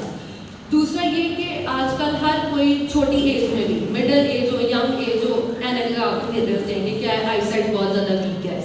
आईसाइट क्यों वीक हो जाती है? जब हमारे बॉडी में विटामिन ए नहीं होता, ठीक है, जितना हम लोगों को चाहिए उतना हमारी बॉडी में नहीं है। तो सर्दियाँ आजकल जैसे कि, और सस्ता तरीका क्या है कि हर रोज़ अगर आप गाजर का जूस नहीं पी सकते तो एक गाजर तो खा सकते हैं ना छील के, उतना टाइम तो आप निकाल सकते हैं कि वो छील कर खाएँ। एक गाजर खाने से अगर रोज़ वो गाजर खाएंगे तो विटामिन ए हम लोगों को मिलेगा। अब जो आईसाइट वीक हो जाती है वो रिवर्स तो नहीं होती है उतनी, लेकिन हाँ फ़र्क ज़रूर पड़ता है, फ़र्क पड़ता है। तो आप कोशिश करें कि इन चीज़ों को जो इकोनॉमिकल भी हैं, जो सस्ती भी हैं, जिनको हम डेली रूटीन में कर सकते हैं अपने खाने में इनकॉर्पोरेट, तो उनको ज़रूर करें। अब जैसा कि पहले भी ये स्टाफ ने बताया कि आजकल यंग लड़कियों में खासतौर पे PCOS का बहुत ज़्यादा मसला आ रहा है। उसकी वजह से क्या होता है, उस टाइम पे तो उस पर इतना ध्यान नहीं देते कि कोई बात नहीं, अगर इरेगुलर पीरियड्स हैं ये तो कुछ नहीं होता, नेक्स्ट मंथ देख लेंगे ठीक हो जाएंगे, उससे नेक्स्ट मंथ देख लेंगे ठीक हो जाएंगे। लेकिन एक स्टेज आती है कि इनफर्टिलिटी हो जाती है। आप लोग खुद भी अपने इर्द गिर्द देख सकते हैं कि आजकल बहुत सारी लड़कियाँ हैं, यंग लड़कियाँ हैं, जो कि नहीं कंसीव कर पाती हैं। उसकी वजह क्या है कि उनको बताया ही नहीं जाता है कि आपने अपनी यंग एज से फॉलिक एसिड लेना है, आपने अपनी यंग एज से आयरन लेना है। और आजकल तो डॉक्टर्स बताते हैं कि आप लोग यंग एज से ही फॉलिक एसिड लेना स्टार्ट करें, क्योंकि अभी लड़की को खुद भी नहीं पता होता कि वो प्रेग्नेंट है। तो अगर उसके अंदर फॉलिक एसिड की डेफिशिएंसी होती है तो उसको तो नुकसान पहुंचती है, उसकी बेबी को भी नुकसान पहुंचता है, और वो ऐसा नुकसान होता है कि वो रिवर्स नहीं हो सकता। उसके ब्रेन को नुकसान पहुंचता है, स्पाइनल कॉर्ड को नुकसान पहुंचता है। तो इस तरह की छोटी छोटी चीज़ें हैं जिनका आपको अभी से ध्यान करना पड़ेगा। अब आयरन के लिए अक्सर अनीमिया के लिए डॉक्टर बताते हैं आप छोटा गोश्त खाओ। छोटा गोश्त हर कोई नहीं खा सकता, ठीक है। कलेजी किसी को पसंद होती है, किसी को पसंद नहीं होती, स्मेल आती है कुछ लोगों को। तो अगर आप एक चुकंदर दिन की खाना शुरू कर दें, आपकी आयरन की भी कमी पूरी होगी, फॉलिक एसिड की होगी, और उसके साथ साथ क्या होगा, आपकी स्किन भी अच्छी होगी। आजकल की लड़कियों का ये बड़ा कंसर्न है कि हमें ग्लोइंग स्किन चाहिए, हमें बाल अच्छे चाहिए, उसके लिए सप्लीमेंट्स भी खाती हैं। लेकिन सप्लीमेंट से ये चीज़ अच्छी है कि आप लोग अपनी डाइट पे ध्यान दें, ठीक है। अगर आप ये कच्ची सब्जियाँ, ये आजकल जो फल मिलते हैं जिस तरह से ऑरेंज हो गया, अगर इसको आप रोज़ खाएंगे आपकी स्किन भी अच्छी होगी, बाल भी अच्छे होंगे, और ओवरऑल हेल्थ भी आपकी अच्छी होगी। और आजकल एक और बहुत मसला है, हर आए बंदे को हाइपरटेंशन है, ब्लड प्रेशर हाई हो जाता है, डायबिटीज़ है, क्योंकि आजकल हर बीमारी का जो जड़ है, हर बीमारी की जो जड़ है वो भी खाना है, और हर बीमारी का इलाज भी खाने से ही है। अगर आप अपनी डाइट में ज़्यादा नमक ले रहे हैं तो आपका ब्लड प्रेशर हाई होना शुरू हो जाएगा। अगर आप बहुत ज़्यादा चीनी ले रहे हैं तो आपको शुगर हो जाएगी। लेकिन ये है कि आपने इनको बिल्कुल चीज़ों को ख़त्म नहीं कर देना। ये नहीं है, मैं आपको ये नहीं कह रही कि चीनी छोड़ दें या नमक बिल्कुल ही छोड़ दें, आपने बैलेंस करना है। जब हर चीज़ को बैलेंस करेंगे, जब खाने के अंदर बैलेंस को लाएंगे ना आपको हाइपरटेंशन होगी, ना आपको शुगर होगी, बल्कि जो ये चीज़ें ये भी रिवर्स होना शुरू हो जाएंगी। अगर आपको ब्लड प्रेशर का मसला है तो आप ऐसा करें कि खाना बनाते वक्त अपना खाना थोड़ा सा, अपना पोर्शन थोड़ा सा अलग निकालें, बाद में फैमिली के लिए कम नमक डालें, लेकिन उनके लिए भी किस तरह से खाना बनाएं, कम नमक में, कम तेल में, ताकि अपने साथ साथ आपकी पूरी फैमिली भी हेल्दी रहे। अब मेरी मामा यहाँ पे बैठी हुई हैं, उनको 2-3 महीने पहले डायबिटीज़ हुई थी, और किस तरह से हुई, उनकी फास्टिंग में 500 आती थी, और हम लोगों को पता नहीं था। फास्टिंग में उनकी आती थी, लेकिन फिर उनकी न्यूट्रिशनिस्ट तो उनके पास ही थी, मैंने उनकी डाइट कंट्रोल की, और शुक्र है खुदा का कि रैंडम में भी उनकी 125 या 150 के अंदर आती है। तो ये चीज़ें हैं, ये करना सब कुछ मुश्किल नहीं है। अगर आप करना चाहो तो आप कम वसाइल में भी अपना ख्याल रख सकते हो। आप अच्छी डाइट कम वसाइल में भी खा सकते हो। ज़रूरी नहीं है कि अगर आप गोश्त खाएंगे तो उसी से आपको प्रोटीन मिलेगा, उसी से आपको आयरन मिलेगा। अगर आप दालें भी खाएंगे तो उससे भी मिलेगा, लेकिन हर चीज़ आपने बैलेंस में और लिमिट के साथ खानी है। कोशिश करें कि दिन में एक फल ज़रूर खाएं, बेशक वो सेब हो, ऑरेंज हो, या गाजर आप खा सकते हैं। फिर कोशिश करें कि दिन में 8 से 10 ग्लास पानी लाजमी पिए। सर्दियों में नहीं पिया जाता, लेकिन कोशिश करें, अगर आपने अपनी नई आदत अभी बनानी है तो इस तरह से शुरू करें कि अगर 1 ग्लास पी रहे हैं तो 2 या 3 से शुरू कर लें। आहिस्ता आहिस्ता आपको खुद फील होगा कि आपने इस टाइम पे पानी पीना है और अपनी रिक्वायरमेंट पूरी करनी है। जो आपने टारगेट सोचा हुआ है कि अगर मैंने 8 ग्लास पीने हैं तो आप भी पिएंगे उसको, लेकिन क्या है कि आपने आहिस्ता आहिस्ता अपनी आदतों को उस तरफ लेकर जाना है, डेवलप करनी है वो चीज़ें। तो अब मैं आप लोगों से पूछना चाहूँगी, अगर कोई मुझसे पूछना चाहता है डाइट से रिलेटेड कोई भी सवाल तो आप लोग पूछ सकते हैं, क्योंकि ये न्यूट्रिशन के तो फील्ड को जितना लंबा करेंगे वो हर चीज़ में खाने का आएगा। वज़न अगर कम करना है उसमें खाना है, वज़न ज़्यादा करना है उसमें खाना है। अगर आपने ब्लड प्रेशर को नॉर्मल रखना है उसमें आपने नमक का ध्यान रखना है। अगर आपने शुगर को नॉर्मल रखना है उसमें आपने चीनी का ध्यान रखना है। तो आप लोग मुझे बताएं कि आप लोग अगर कोई सवाल पूछना चाहते हैं, कोई मोटे पतले होने का राज पूछना चाहते हैं कोई शुगर कंट्रोल करना चाहते हैं तो आप लोग पूछ सकते हैं। मुझे लगता है सभी हेल्दी बैठे हुए हैं लेकिन अभी आप लोगों ने थोड़ी देर पहले कहा था कि आप सबके टांगों में जिस्म में दर्द रहती है, तो जो लोग तो दूध इजीली अफोर्ड कर सकते हैं या पी सकते हैं वो ज़रूर पिए। वैसे तो जो रिकमेंडेड इसकी वो इनटेक है वो 2 से 3 गिलास है दूध के, लेकिन अगर नहीं पी सकते तो उसको किस तरह से कर सकते हैं। अलसी का आप सबको पता होगा, अलसी के बीज का, अलसी के अंदर भी बहुत ज़्यादा कैल्शियम है, ऑरेंज में बहुत ज़्यादा कैल्शियम है, पालक में बहुत ज़्यादा कैल्शियम है। अब ये चीज़ें तो सस्ती हैं, चीप है, हर कोई खरीद सकता है, हर किसी के घर में बनती हैं ये चीज़ें। कोशिश करें कि जब सर्दियाँ आती हैं तो अलसी के लड्डू बना के रख लें, तो उसकी पिनियाँ बना के रख लें, तो दिन में खुद भी खाएं, अपने बच्चों को भी खिलाएं। उससे क्या होगा, आजकल बच्चों में भी, अच्छा हम तो बड़े हो गए ना, आप लोगों ने तो हाथ खड़े किए, आपकी इतनी एज है कि आपके जिस्म में दर्द होती है। आजकल छोटे छोटे बच्चों के भी जिस्मों में बहुत दर्द होती है। वजह क्या है? आयरन की कमी, कैल्शियम की कमी। विटामिन डी की कमी। आजकल धूप इतनी निकलती है, आप लोगों में से कौन कौन बैठता है धूप में? सब बैठते हैं। तो अब नेक्स्ट टाइम जब बैठना है 2-2 किलो साथ लेकर बैठना है, ठीक है, ताकि आपको विटामिन डी भी मिले, विटामिन सी भी मिले और कैल्शियम भी मिले साथ में, ठीक है। तो अगर किसी का फिर से रिपीट करूँगी, किसी का कोई सवाल है तो पूछ लें। हाँ जी, मेरा सवाल है। जी जी। मेरा सवाल ये है कि आजकल के दौर में हर तीसरे शख्स का बीपी क्यों इंक्रीज हुआ? बीपी इंक्रीज इसलिए हो रहा है जो बाहर से चीज़ें खाई जाती हैं, ठीक है। एक तो हमारे जो घर में खाने बनाते हैं उनमें भी आजकल बहुत नमक है, लेकिन जैसे कि जो बाहर से चीज़ आती है, शवारमाज हो गए, बर्गर, पिज़्ज़ा, इन सब के अंदर बहुत ज़्यादा नमक होता है, ठीक है। सॉसेज में इस तरह की इस्तेमाल होती है। और दूसरी जो चीज़ है, आजकल स्ट्रेस बहुत ज़्यादा है, डिप्रेशन बहुत ज़्यादा है, एंजाइटी बहुत ज़्यादा है, जिसकी वजह से छोटे छोटे बच्चों को छोटी एज में भी ये हाइपरटेंशन उनको स्टार्ट हो गया है। तो कोशिश करें कि डाइट के साथ साथ, जैसे वो सॉरी आपका नाम क्या है, मिसेज अंदलीब ने बताया है कि अपनी मेंटल हेल्थ का ख्याल रखें। तो जब तक हम अपनी मेंटल हेल्थ का ख्याल नहीं रखेंगे, अगर आप डाइट को कंट्रोल कर भी लेना तो आपका ब्लड प्रेशर ठीक नहीं हो सकता। तो कोशिश करें कि डाइट के साथ साथ अपने आप को भी ठीक रखें, लड़ाई झगड़ों से दूर रहें, ठीक है। दुआ किया करें ताकि डिप्रेशन से भी दूर रहें, एंजाइटी से भी दूर रहें और आपका ब्लड प्रेशर भी नॉर्मल रहे। किसी के दिल में उतरने से पहले उसके पेट में उतरना पड़ता है, यानी उसे अच्छा खाना खिलाना पड़ता है। और अच्छा खाना और अच्छा खिलाना, खुद भी अच्छा खाना और दूसरों को भी अच्छा खिलाना हमारी रवायात में से है।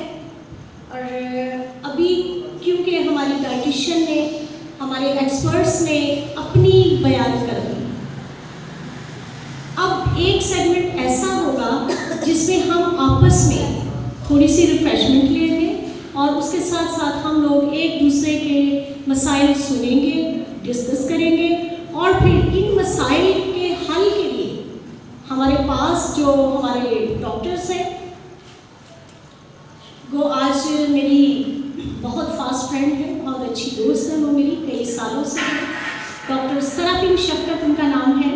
मैं शाहिदा शफकत हूँ, तो डॉक्टर सराफीन शफकत है। उनका क्लिनिक यहीं योहानाबाद में मौजूद है और वो बहुत अच्छे तरीके से आप सबों को डील करती हैं। कुछ लोग यहाँ से उनके पास गए भी हैं और मैं खुद 2-3 साल से उनके साथ रफाकत भी रखती हूँ। और फिर ये है कि किसी को अगर सजेस्ट करना हो कि भाई अच्छी गायनेकोलॉजिस्ट कौन है, तो फिर मैं उन्हीं के पास भेजती हूँ। डॉक्टर सराफीन जो है वो योहानाबाद में है, सरोश मेडिकल सेंटर, और स्पेशली इनका जो मतलब सोने पे सुहागे का काम है वो ये है कि ये एज इंस्टीट्यूट भी अब काम करना शुरू हो गया। यहाँ पे हम अपनी बच्चियों को LHV भी ट्रेनिंग करवा सकते हैं और मिडवाइफरी की ट्रेनिंग भी हम यहाँ करवा सकते हैं। ये डॉक्टर सराफीन जो है ये बहुत मची हुई गायनेकोलॉजिस्ट है और उसके साथ साथ जो इनकी बात मुझे पसंद है, ये allopathic plus homeopathic plus spiritual, यानी देसी दवाई, अंग्रेजी दवाई और रूहानी दवाई, तीनों दवाइयाँ जो हैं वो आप पे अप्लाई करती हैं और खुदा के फजल से बहुत अच्छी दुआ होगी। अच्छी ईमानदार है, एक खादम की बीवी है और तालीम के साथ साथ खुदा ने अपना जो मखसूस मसा है वो भी उनको अता किया है। और वो कहती है कि मैंने अपनी आँखों से देखा है, जिसकी मैंने सिस्ट देखी थी अल्ट्रासाउंड में, और जब दुआ के बाद वो खातून दोबारा मेरे पास अल्ट्रासाउंड के लिए आई तो वो सिस्ट वहाँ पे मौजूद नहीं थी। तो ये बहुत बड़ी उनकी गवाही है कि दुआ से बहुत कुछ हो सकता है, शहर सरफराजी पाते हैं और बहुत कुछ होता है। ईमानदार की दुआ से बहुत कुछ होता है। इनके क्लिनिक की जो खुसूसियात है वो आपके साथ मैं शेयर करना चाहती हूँ। ये नॉर्मल गायनी चेकअप करती है, सच्चा बच्चा सेंटर है मसलन, और फिर उसके बाद अल्ट्रासाउंड इनके पास मौजूद है। फिर इसके साथ साथ ना सिर्फ ये मतलब लैब को डील शुगर टेस्ट हो सकता है, वैक्सीनेशन सेंटर यहाँ मौजूद है, फिर जो है वो ऑपरेशंस यहाँ पे होते हैं छोटे मोटे, स्पेशली फीमेल से रिलेटेड जो है। बड़ा ऑपरेशन इसे सादा जुबान में कहते हैं, छोटा ऑपरेशन इसे कहा जाता है। खैर मैं टर्म इसलिए नहीं इस्तेमाल कर रही कि हम में से हर एक जो है उससे फैमिलियर नहीं है। और सबसे बड़ी बात यह है कि हम अपनी लड़कियों को फ्री, बिल्कुल बगैर पैसे दिए हुए ट्रेनिंग करवा सकते हैं इनके पास, और बाकायदा तौर पर ये डिग्री जो है वो देती है बच्चियों को।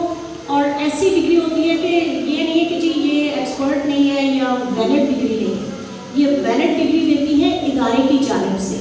यहाँ पे ये इनको सिखाती है, काम करवाती है, और फिर उसके बाद जो है ये जब पेपर्स होते हैं तो डिग्री वही वाली देती है जो दूसरे हॉस्पिटल्स में LHV को या मिडवाइफरी पास लड़कियों को मिलती है। अब मेरी गुजारिश है, मेरे पास एक बहुत प्यारी बहन है, और बेटे आपका नाम? ताहिरा। ताहिरा को खुदा ने अपनी प्रस्तिश के लिए चुना है, और जब ये हारमोनियम बजा रही है ना तो मेरा अपना बड़ा दिल चाहा।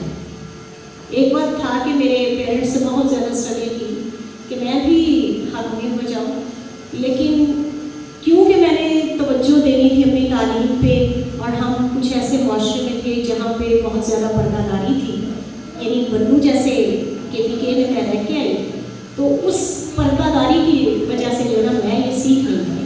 तो बेटा खुदा ने आपको बहुत खूबसूरत तोड़ा दिया है, तो आप आए, और क्वायर से मेरी गुजारिश है कि आप इनका साथ दें। उसके बाद फिर हम जो है वो क्लोजिंग प्रेयर करेंगे, और क्लोजिंग प्रेयर के लिए मैं दावत देना चाहती हूँ। पादरी फ्रांसिस फेरोज साहब हैं और पादरी उबैद नासिर साहब हैं, वो आएंगे, प्रेयर भी करेंगे, और फिर कलमात बरक़ात से भी हमें नवाजेंगे, और उसके बाद फिर हम जो है वो रिफ्रेशमेंट की जानिब बढ़ेंगे। तो क्वायर से मेरी गुजारिश है कि आप इनका साथ दें।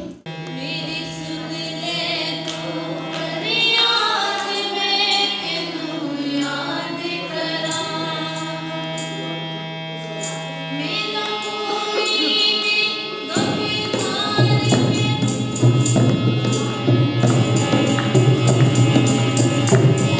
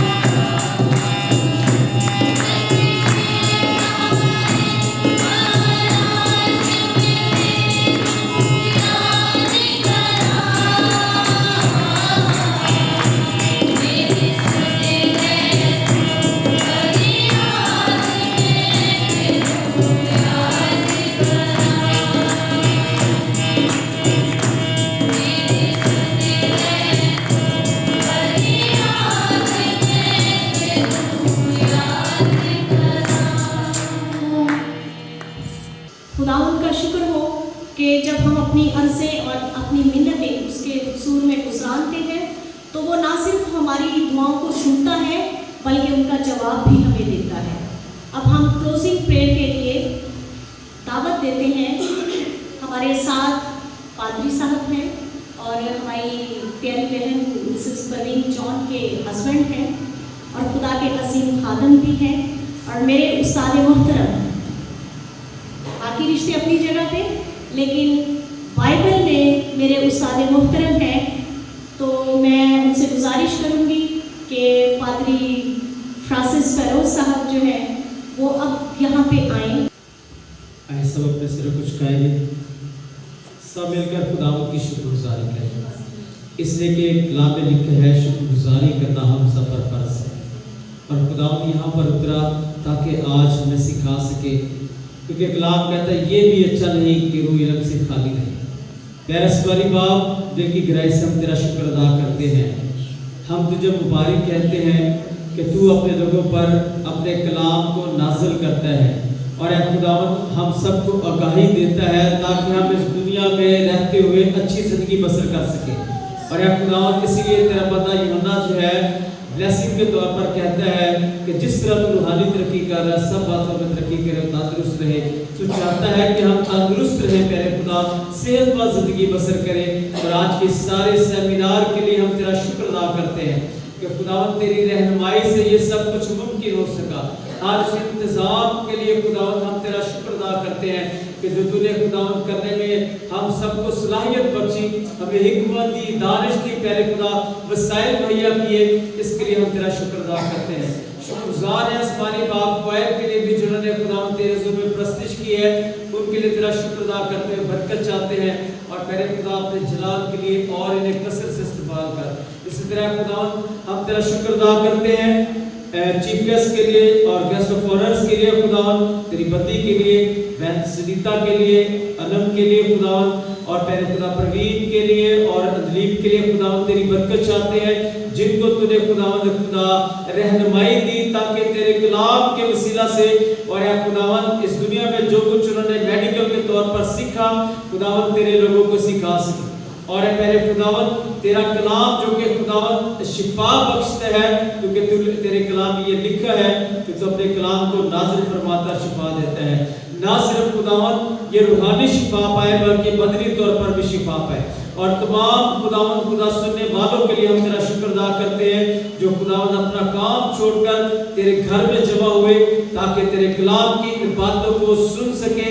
और खुदावंद इस लायक बना जो कुछ सुना है इनकी जिंदगियों में खुदावंद ये चीज़ें तेरे खुदा बहुत सारा फल ला सके, इसलिए कि बाप तू है जो चाहता है कि तेरे लोग तंदुरुस्त रहें। आसमानी बाप शुक्रगुजार है तेरे बंदी के लिए भी खुदावंद, जिसको तूने हिकमत दानिश से ये बोझ दिया ताकि खुदावंद तेरे लोगों के लिए इस सारे इंतजाम को कर सके। हम उनके लिए तेरा शुक्र अदा करते हैं, उनकी मिनिस्ट्री के लिए खुदा बेथलेहम गॉस्पेल चर्च के लिए तेरा शुक्र अदा करते हैं। इस तरह खुदावंद इस चर्च के लिए आर्मी मिशन के लिए खुदावंद तेरा शुक्र अदा करते हैं। पास्टर बेस साहब के लिए तेरा शुक्र अदा करते हैं। तो अपना सामान खोल और सबको बरकत दे खुदा। ऐ बाप अपने जलाल के लिए और इस्तेमाल कर, इस लायक बना ताकि बहुत से लोगों तक ये बातें पहुंच सके। ऐ खुदावंद और वसाइल मुहैया कर ताकि तेरे लोग कभी किसी चीज के मोहताज ना हो बल्कि हमेशा तेरी तरफ से हासिल करते रहे, क्योंकि तू है जो यहोवा यरी कहलाता है, सब कुछ मुहैया करता है अपने जलाल के दौलत की बात। ऐ मेरे खुदा आज के इस सारे सेमिनार का हम सारा जलाल तुझे देते हैं। हम घटे और तू बड़े खुदावंद, और हमारी जिंदगियों से खुदावंद तेरा जलाल हमेशा जाहिर होता रहे। पैरस्मानी बाप यीशु मसीह के नाम से तू हमारी दुआ को सुन बख्श दे, आमीन। और अब वक्त है कि हम अपनी चीफ गेस्ट जो हमारी हैं, मेरी प्यारी भाभी हैं मिसेस सुनीता अलीम, हम उनकी गवाही सुने कि खुदा ने किस तौर पर उनके लिए बहुत बड़ा काम किया। आप सबकी भरपूर तालियों में मिसेस सुनीता अलीम। मुझे इतनी तकलीफ थी कि आज शायद मेरे लिए थी, मैं यहाँ पे आई आज मेरे लिए थी कि रूहानी तरक्की मेरी इसी तरह से हुई। 3 महीने 9 दिन में हो सकती है। मेरे हस्बैंड जॉबलेस थे, 2 माह पहले इनकी जॉब खत्म हुई। और मैंने भी वो पूरा महीना जॉब की है। 16 को पूरा 1 महीना हुआ था, सैलरी डे था मेरा, और उसी दिन मेरा एक्सीडेंट हो गया। मतलब कुछ अपना पास नहीं था, लेकिन 3 महीने 9 दिन का खर्चा जहाँ से आया मुझे नहीं पता, खुदा अपने गैर के खजाने से मुहैया करता था। और उसने इतना दिया कि हॉस्पिटल से आने के बाद घर आए जब, तब भी अभी 2 माह 3 माह में मेरे हस्बैंड की जॉब हो गई। यानी इतने अरसे में 1 साल में उसने जिस तरह हमें मुहैया किया है, जहाँ जहाँ से मुहैया किया है, खुदा का शुक्र है। मैं पहले 3-4 महीने बड़ी डिस्टर्ब रही थी और रोती भी थी इस चीज़ के लिए कि ये मेरे साथ नहीं हुई थी, क्यों हुआ, लेकिन खुदा ने मुझे आहिस्ता आहिस्ता किया। और अब मैं खुश हूँ कि अगर ये सब कुछ मेरे साथ ना होता तो शायद मैं रूहानी तौर पर इतना बढ़ ना सकती। आहिस्ता आहिस्ता बात समझ में आती कि खुदा मुझे रूहानी तौर पर करती। हमारा अपना चैनल है, बाइबल वर्स चैनल, कि मैं ये फील करती कि नहीं, सब ने मेरे लिए इतनी दुआएं की हैं, हमने खुद, मेरे हस्बैंड ने, सब ने इतनी दुआएं की, और उन दुआओं का जवाब है कि जो आज मैं यहाँ पे आप सबके सामने, और मैं थैंकफुल हूँ नर्सिस के लिए, डॉक्टर्स के लिए भी, कि जिन्होंने खुदा ने इनको अक्ल दी, हिम्मत दी, और ज़मीन पर खुदा ने इनको इसीलिए भेजा कि ये हमारी खिदमत कर सकें। और इन स्टाफ्स ने, नर्सिस ने वाकई ही मेरी बहुत खिदमत की हॉस्पिटल में, और खुदा ने मुझे ज़िंदगी दी, मैं अपने बच्चों में हूँ, खुश हूँ, और मैं दुआ करती हूँ। और आइंदा भी अगर राजी ने कोई प्रोग्राम करवाया तो मुझे पूरी उम्मीद है कि मैं नेक्स्ट टाइम चल के आऊँगी। हम सब मिलके खुदावंद से यही दुआ करते हैं कि खुदा दिलों को खोले, आसमान को खोले, और आपकी जितनी ज़रूरतें हैं वो अपने इलाही खजाना से पूरी करें। आमीन। इनके लिए मैं ये कहना चाहूँगी, रहा ऐसे करो कि लोग आरज़ू करें, रहा ऐसे करो कि लोग आरज़ू करें, चलन ऐसा चलो कि ज़माना मिसाल। अभी क्लोजिंग प्रेयर के लिए जो हुई है, उसके बाद हम दुआ रबानी करेंगे, और फिर बेनेडिक्शन के लिए मैं इस चर्च के जो रूहे रवा हैं, पास्टर उबैद नासिर साहब, उनसे मैं गुजारिश करूँगी कि पादी साहब आप तशरीफ़ लाएँ दुआ रबानी में और बेनेडिक्शन में हमारी रहनुमाई। आइए हम सब खुदाओं के हुज़ूर झुके और खुदाओं की सिखाई हुई दुआ में शामिल हों। आए हमारे बाप, तू जो आसमान पर है, तेरा नाम पाक माना जाए, तेरी बादशाही है, तेरी मर्जी जैसे आसमान पर पूरी होती है ज़मीन पर भी हो। हमारे रोज़ की रोटी आज मिली, जिस तरह अपने कर्ज़दार को माफ़ करते हैं तो हमारे कर्ज़ में माफ़ कर, हमें आज़माइश में ला बल्कि बुराई से बचा, क्योंकि बादशाही, कुदरत, जलाल हमेशा तक तेरी है। आमीन। अब हमारे खुदावंद यीशु मसीह का फजल, खुदा बाप की मोहब्बत, पाक रूह की रफ़ाकत और शराकत कुल ईमानदारों के साथ, हाज़िर जमायत के साथ, और उन तमाम बहन भाइयों के साथ जिन्होंने इस प्रोग्राम को तशकील दिया है, हमेशा तक होती रहे। आमीन। आप सबकी भरपूर तालियों में तशरीफ लाती है केजी डिपार्टमेंट में कैथीड्रल स्कूल में गुज़िश्ता 40 बरस से टीचिंग के फ़राइज़ सर अंजाम दे रही है, और मेरी मोहतरम वालिदा है। मैं सबके सामने इकरार करती हूँ, she is my great mother. Presentation के लिए एक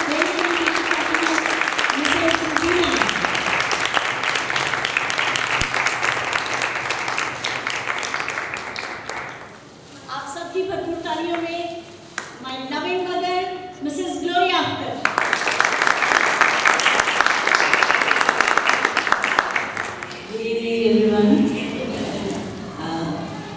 दिल की गहराइयों से शाहिदा का शुक्र अदा करती हूँ, और इस सारे प्यार और मोहब्बत के लिए जो शाहिदा मुझसे करती है, और जो इसने मुझे एक बहुत बड़ा मर्तबा दे दिया है।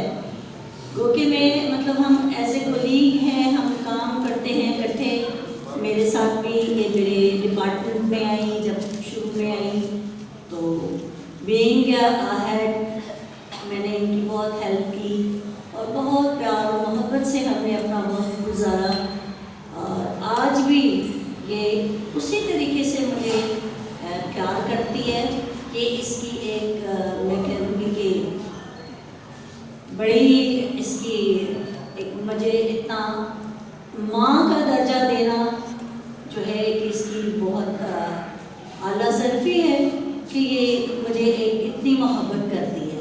और इस मोहब्बत के लिए मैं इसका बहुत शुक्रिया अदा करती हूँ कि इतनी रिस्पेक्ट करती है। खुदा इसको और भी बहुत सारी बरकतों से मालामाल करे, इनके सारे चर्च के प्रोग्राम के लिए जो ये करते हैं, सारी कलीसिया के कामों के लिए, सोशल वर्क के लिए, जो कुछ भी करते हैं पाजी साहब और शायदा, इसके लिए खुदा की तारीफ़ हो, खुदा इनको ब्लेस करे, खुदा इनकी मदद करे और यूँ ही इनकी जो कलीसिया है वो बढ़ती जाए और ये अपनी कलीसिया में बड़े बड़े काम करें। तो खुदा आप सबके भी साथ हो। मुझे बहुत खुशी हुई आप सबके साथ आपसे मिलने का मौका मिला। इस नसीबे से मैं आपके दरमियान में हूँ। खुदा का शुक्र है कि मैंने आप सबको पाया। और चर्च भी मुझे इन्होंने बताया था कि इनका पहले चर्च था वो ज़रा छोटा था। और खुदा की बरकत और रहमत से ये जो चर्च की है बिल्डिंग में भी रिन्यू हुई है, इन्होंने अपने नए उसको बना लिया। तो खुदा का शुक्र है कि सारे कामों से खुदा को जलाल मिलता है। और ये सब दुआओं का असर होता है कि जब आप एक दूसरे के लिए भी दुआ करते हैं, कलीसिया के लिए दुआ करते हैं, कलीसिया के बुजुर्गों को अपने जगह देते हैं, उनको ख्याल रखते हैं और कलीसिया से आपकी मोहब्बत जुगानगत जो है वो बढ़ती है, तो फिर जो है चर्च भी फ्लरिश करता है और पादरी साहब से भी कलीसिया जो है वो खुश होती है। और पादरी साहब जब अपनी कलीसिया के हर दुख में, हर सुख में उनके सामने हाल होते हैं, तो फिर तसल्ली और इत्मीनान मिलता है कि हमारे सपोर्टर हैं, हमें सपोर्ट करने वाले हैं, हमारा ख्याल रखने वाले हैं। तो खुदा का शुक्र है इन दोनों के लिए कि अपनी खिदमत को बहुत अच्छी तरीके से जारी किए हुए। तो खुदा इनको बहुत ब्लेस करे और यूँ ही ये चर्च जो है वो तरक्की करे। Thank you.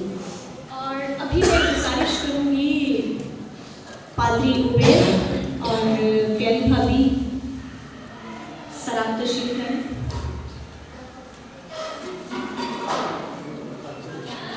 भाभी घर चले गए। इधर तशरीफ फरमा है मेरी छोटी बहन किरण आमिर, आप तशरीफ लाइएगा।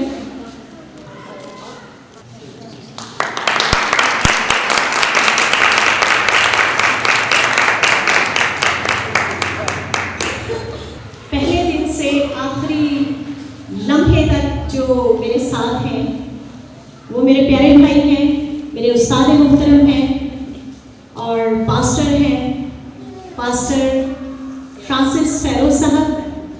तो मैं गुजारिश करूँगी भाई अमून से कि भाई आप तशरीफ़ लाएं और मेरे उस्ताद मोहतरम को आप गिफ्ट पेश करें।